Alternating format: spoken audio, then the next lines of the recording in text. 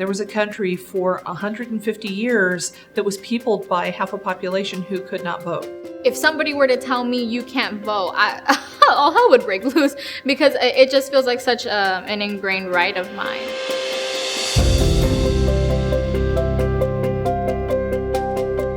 The women's suffrage movement began in the mid to early 1800s, and it began with a group of women who were reformers. There was a great deal of work from thousands of women. Generations have fought for your right to vote, for you to have the voice to implement the possibilities that are to come.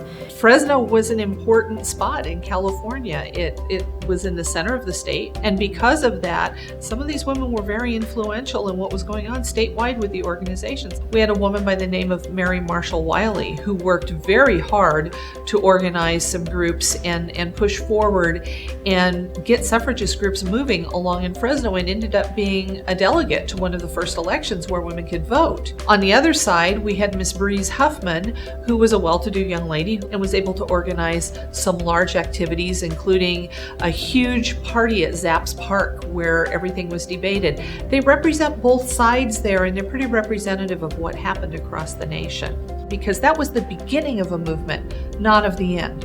We look forward from there. I remember on a personal basis when I turned 18 and I got my first ballot, and my father offered to mark my absentee ballot for me.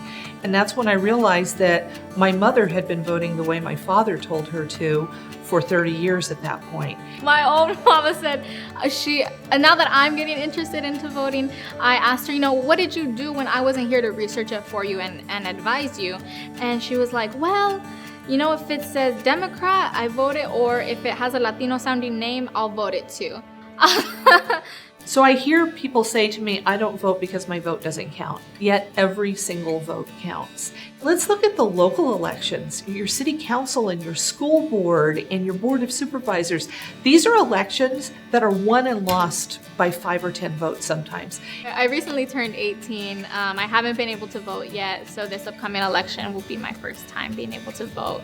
And I'm really excited that, the presidential election is happening the same time as the centennial anniversary of women being able to vote. Like, you have a computer, you have a phone right there.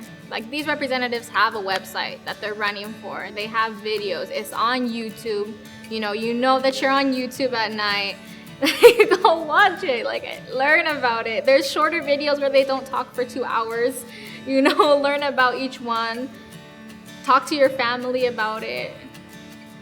You have a lot of power with technology. Being able to vote is not only empowering yourselves, it's empowering the future generations. My hope is that, when kids in my age see that, it's been 100 years that we're able to vote, that they're like, oh, well, I should be grateful for the opportunity of being able to vote. And, seeing that maybe some peers or some family members of mine that, they really take advantage of that opportunity because, women back then fought so hard for it, for us to have it now.